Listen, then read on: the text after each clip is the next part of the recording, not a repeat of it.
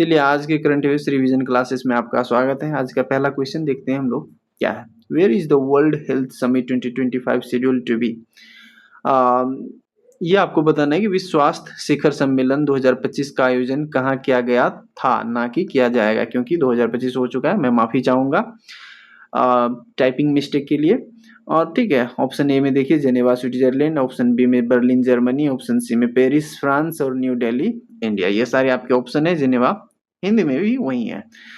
जो इसका सही उत्तर है वो आपको बताना है। हम लोग देखेंगे कि इसका सही विकल्प क्या है। जो सही विकल्प इसका है बर्लिन जर्मनी, इसका सही विकल्प है। आयोजन बर्लिन जर्मनी, आयोजित तिथि जो है 12 अक्टूबर से 14 अक्टूबर 2025। उद्देश्य वैश्विक स्वास्थ्य नीतियों को का निर्धारण करना और वैश्विक स्वास्थ्य चुनौतियों पर सर्वसम्मति बनाना।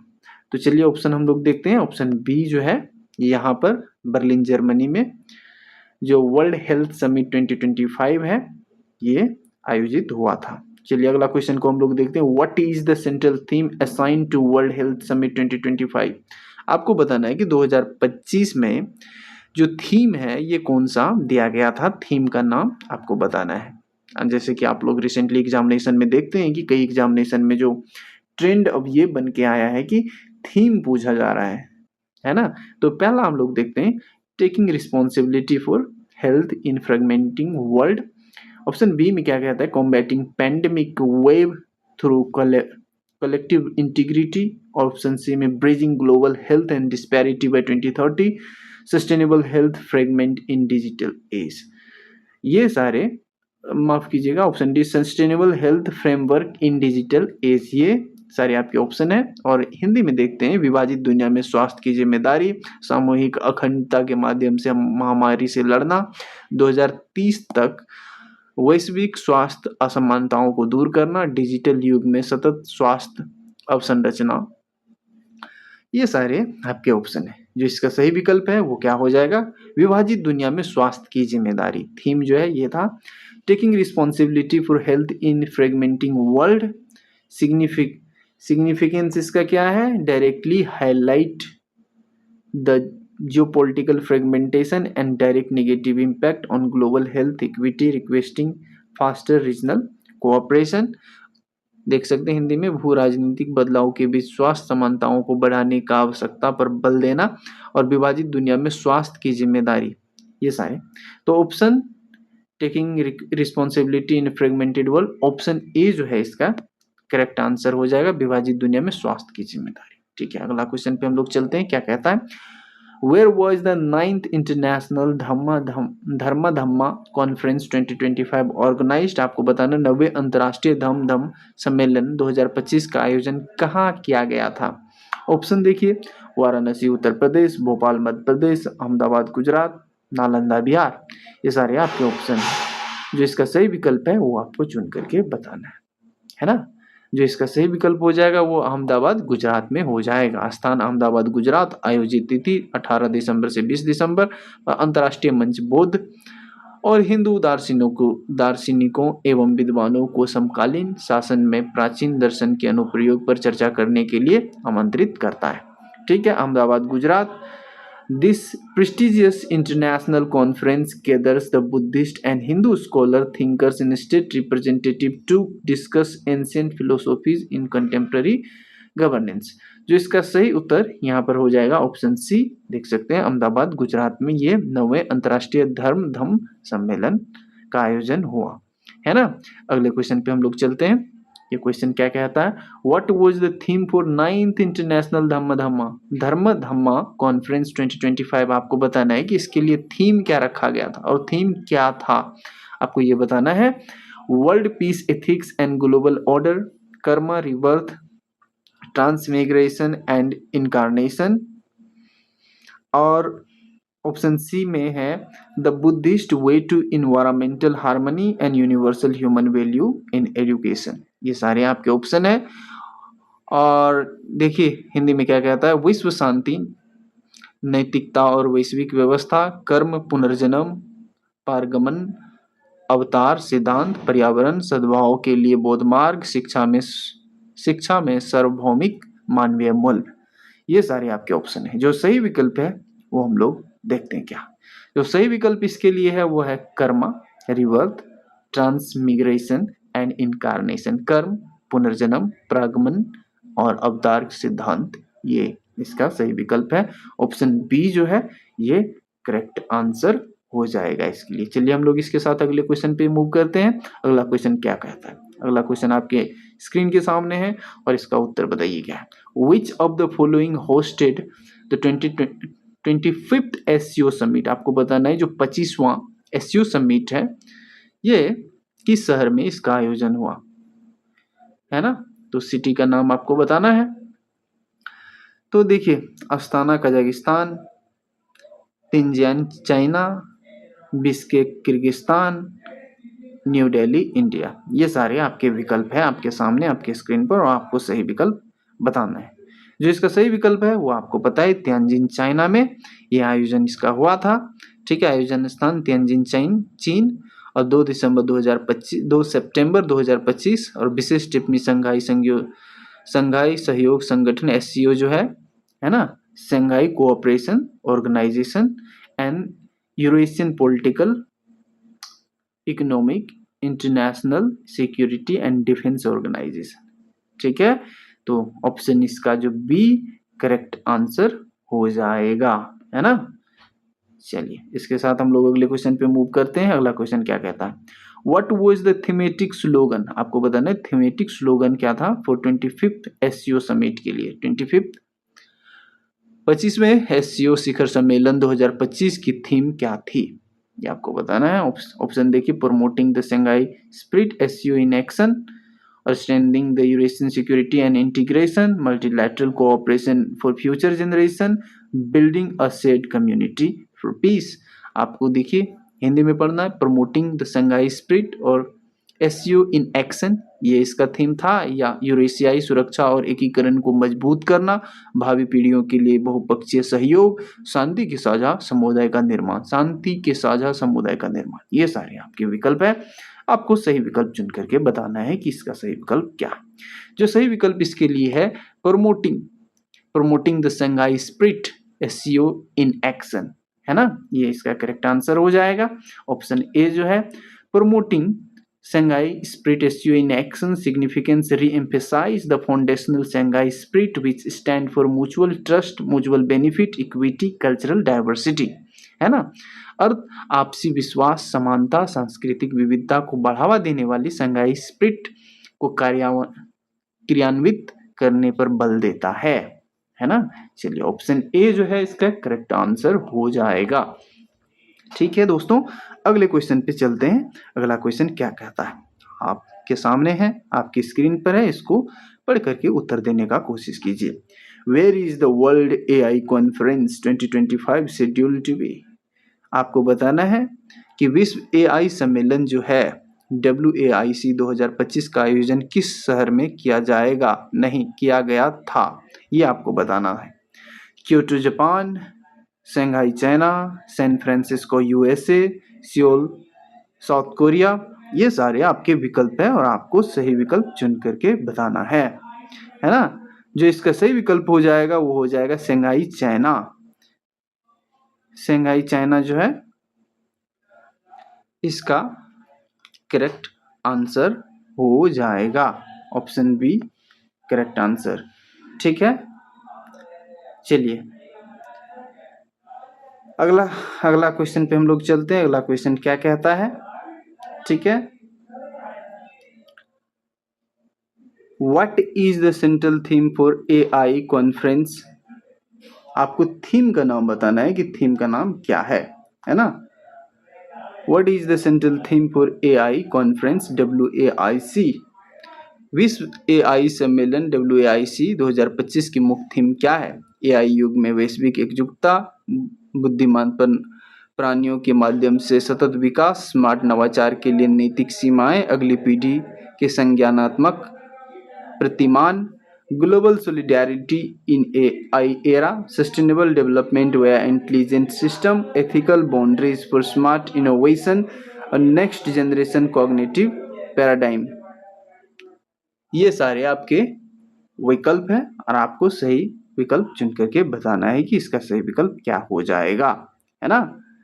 जो सही इसका विकल्प आंसर होगा ग्लोबल सॉलिडेरिटी इन एआई एरा, एआई युग में वैश्विक एकजुटता जो है, ऑप्शन ए इसका करेक्ट आंसर हो जाएगा, है ना। चलिए अगला क्वेश्चन पे हम लोग चलते हैं। अगला क्वेश्चन आपके स्क्रीन के सामने है और आपको सही विकल्प चुन करके बताना है कि इसका सही विकल्प क्या हो जाएगा।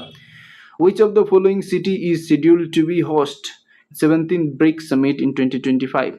आपको बताना है निम्नलिखित में से कौन सा शहर वर्ष 2025 में 17वें ब्रिक्स सम्मेलन शिखर सम्मेलन की मेजबानी करेगा। नहीं किया, माफ कीजिएगा जो मिस्टेक्स है इसके लिए। जो कहाँ पर हुआ था ये आपको Kazan Russia, New Delhi India, Rio de Janeiro Brazil, Johannesburg South Africa. जो 17वें ब्रिक्स 2025 का आयोजन हुआ था वो कहाँ हुआ था ये आपको चुन करके बताना है।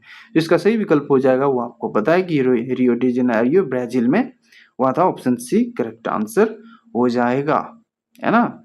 चलिए अगला क्वेश्चन पे हम लोग मूव करते हैं। What is the next question? हाँ ये क्या कह रहा है, which countries host the 16th brick?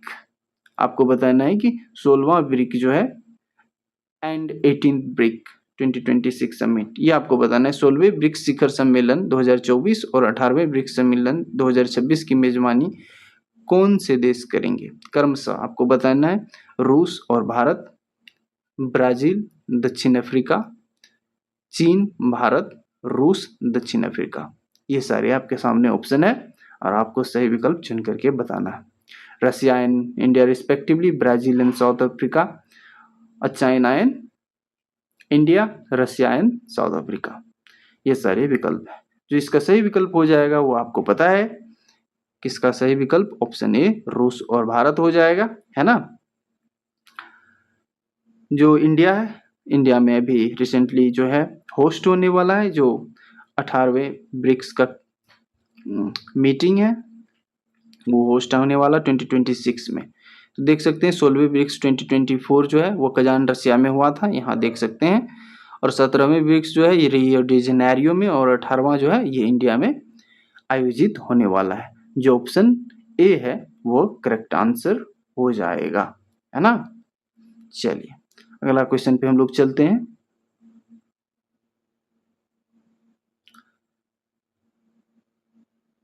चलिए Which Indian city will establish India's first semiconductor innovation museum? आपको बताना है कि भारत का पहला सेमीकंडक्टर नवाचार संग्रहालय किस शहर में स्थापित किया जाएगा? बेंगलुरु, हैदराबाद, नोएडा, चेन्नई।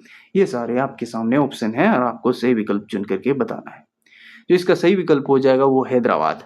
देख सकते हैं संग्रहालय की संकल्पना स्थान हैदराबाद तेलंगाना में होगा। इलेक्ट्रॉनिक्स विनिर्माण के क्षेत्र में भारत की यात्रा सेमीकंडक्टर डिजाइन कौशल और सिलिकॉन तकनीक के इतिहास व भविष्य को प्रदर्शित करना।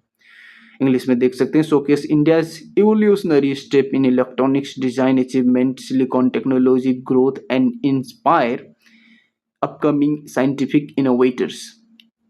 ठीक है, तो हैदराबाद इसका सही उत्तर हो जाएगा। ठीक है, ऑप्शन बी। चलिए नेक्स्ट क्वेश्चन पे हम लोग चलते हैं। Who has been appointed as India's first mental health ambassador? आपको बताना है भारत की पहली मानसिक स्वास्थ्य राजदूत कौन बनी है? प्रियंका चोपड़ा, दीपिका पादुकोण, सुष्मिता सेन, आलिया भट्ट। ये सारे आपके ऑप्शन है और आपको बताना है कि इसका सही विकल्प क्या होगा, है ना। जो इसका सही विकल्प है वो हो जाएगा दीपिका पादुकोण, है ना। दीपिका पादुकोण मानसिक स्वास्थ्य और अवसाद के प्रति जागरूकता बढ़ाना, सामाजिक रूढ़ियों को दूर करना, ग्रामीण व नगरीय स्तर पर सुलभ काउंसलिंग तंत्र के विकास करना, है ना। एम्बेसडर दीपिका पादुकोण है, ये ध्यान में आपको रखना है। To drive national level campaign on depression, emotional wellbeing, reducing cultural stigma and expanding public access to therapy framework in rural areas। जो इसका सही विकल्प हो जाएगा वो ऑप्शन बी दीपिका पादुकोण। भारत की मानसिक स्वास्थ्य जो है मेंटल स्वास्थ्य राजदूत जो है मेंटल हेल्थ एम्बेसडर ये कौन है? दीपिका पादुकोण। ठीक है।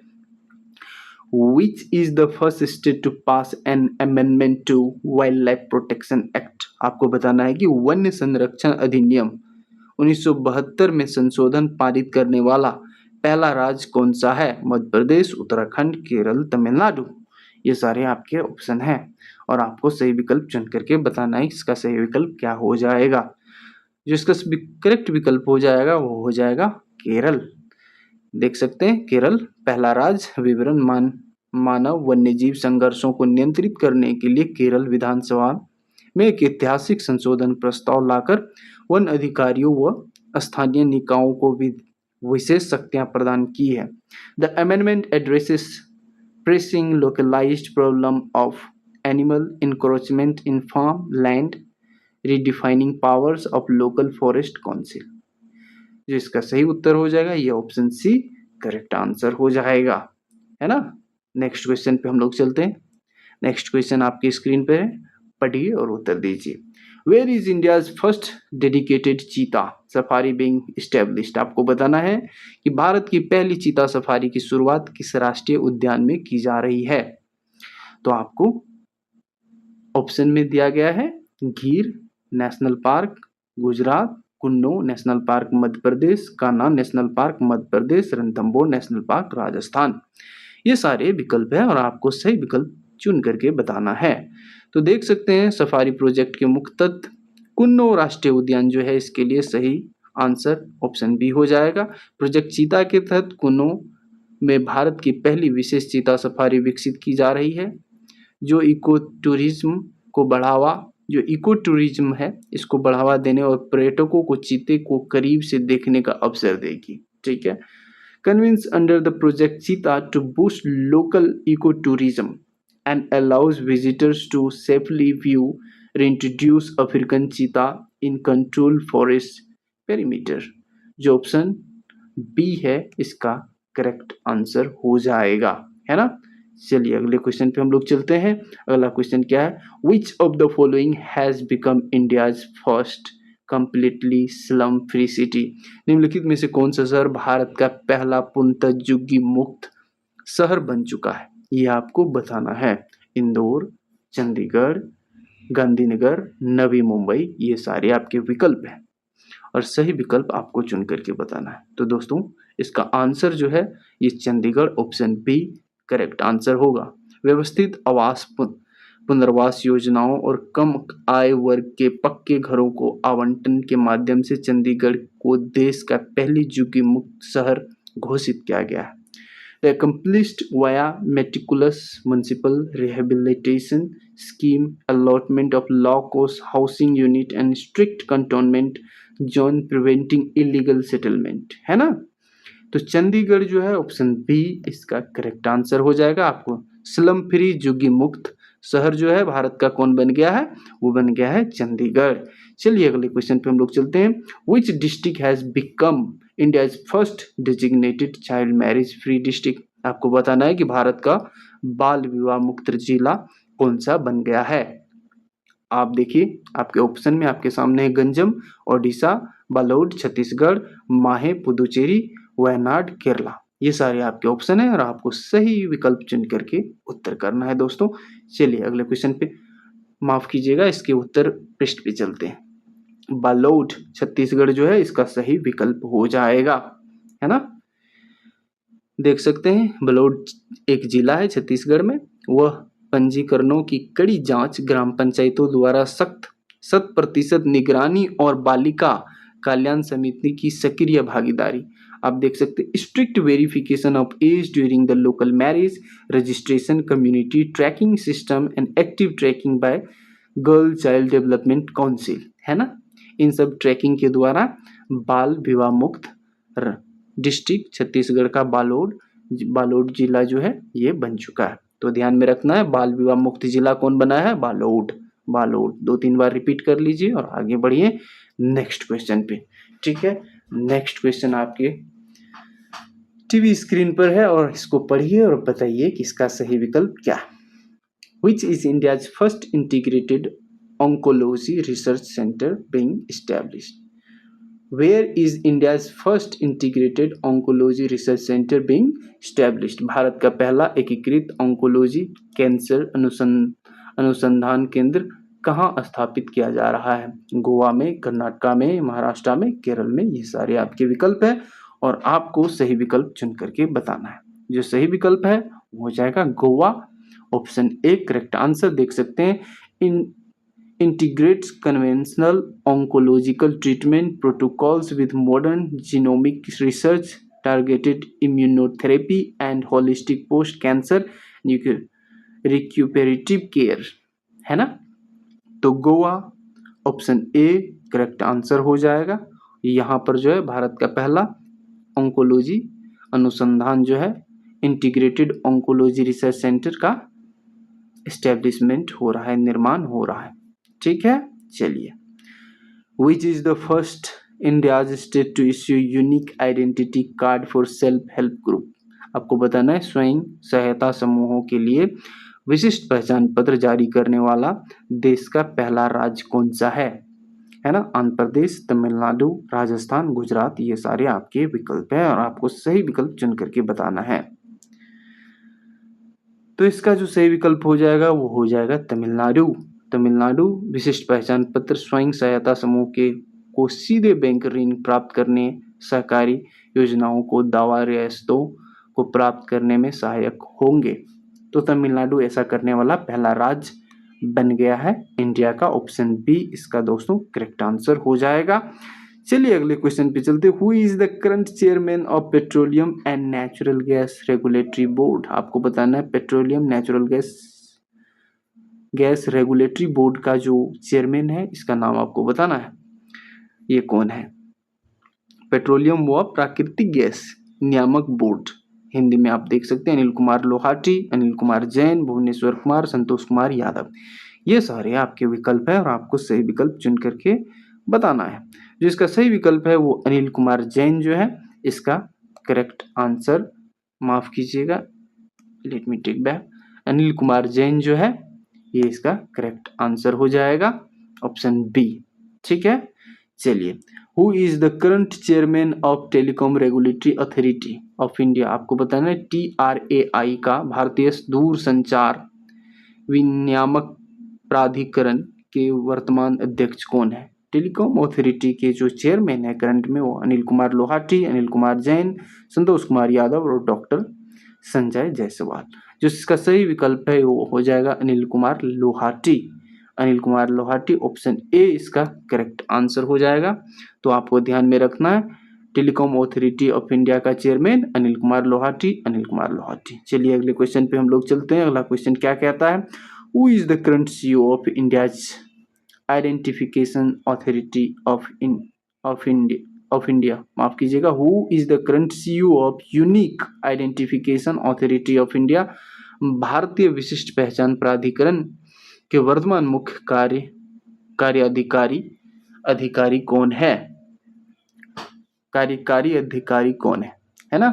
तो आपको बताना है CEO जो है अभी CEO वर्तमान CEO जो उड़ाई का है, यूनिक है, आपको पता है कि ये आधार के लिए रिस्पॉन्सिबल ये इंस्टीट्यूशन है। तो इसका आपको बताना है। जो इसका करेक्ट आंसर होगा वो है भुवनेश कुमार। भुवनेश कुमार जो है ये अभी CEO है UIDAI का, है ना, UIDAI का। ठीक है, ऑप्शन सी जो है इसका करेक्ट आंसर हो जाएगा। चलिए अगले क्वेश्चन पे, who is the current register general and census commissioner of India.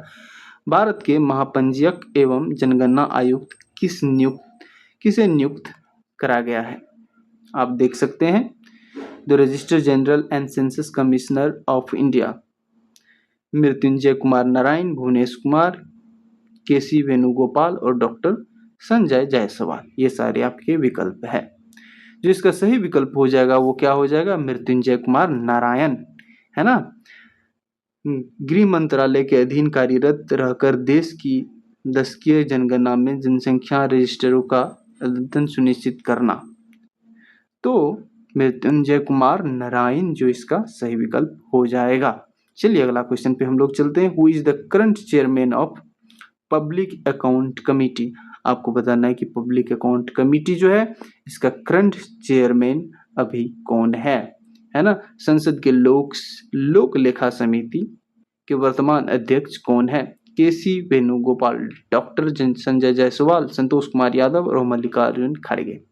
ये सारे आपके ऑप्शन है। जो इसका सही विकल्प हो जाएगा वो KC वेणुगोपाल जो है करेक्ट आंसर हो जाएगा, ये हो जाएगा संसद के लोक लेखा समिति के वर्तमान अध्यक्ष KC Venugopal. Option A correct answer हो जाएगा। चलिए अगले क्वेश्चन पे हम लोग चलते हैं। I guess this would be the last question of the day, last but not the least. ठीक है, who has been chosen as the current chairman of estimate committee. आपको संसद की प्राक्कलन समिति एस्टीमेट कमेटी जो है इसके वर्तमान अध्यक्ष कौन है ये बताना है। केसी वेणुगोपाल, संजय जायसवाल, संतोष कुमार यादव, अनिल कुमार लोहाटी। जो इसका सही आंसर हो जाएगा वो कौन होगा? Doctor Sanjay Jaiswal. Option B इसका करेक्ट आंसर हो जाएगा। ठीक है,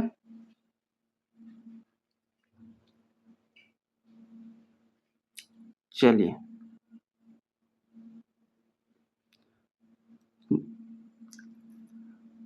who is the current chairman of national highway authority. आपको बताना है नेशनल हाईवे अथॉरिटी जो है इंडिया में भारतीय राष्ट्रीय राजमार्ग प्राधिकरण के वर्तमान अध्यक्ष कौन है, ये आपको इसका सही विकल्प बताना है।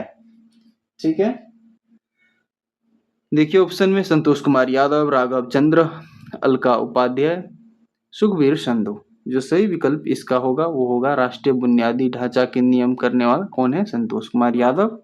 ये आपको ध्यान में रखना है। ऑप्शन ए करेक्ट आंसर हो जाएगा। National highway authority of India के चेयरमैन अभी संतोष कुमार यादव है। ठीक है, चलिए इसके साथ आज का जो रिवीजन क्यूज है ये समाप्त होता है। अगर आप इस इनिशिएटिव को पसंद करते हैं, लाइक करते हैं तो please do not forget to subscribe our channel, and I will be happy to see you every day here, and I will keep bringing new initiative for you guys. तो आप मेरे चैनल को subscribe करके आप membership ले सकते हैं। Thank you very much, bye bye and take care.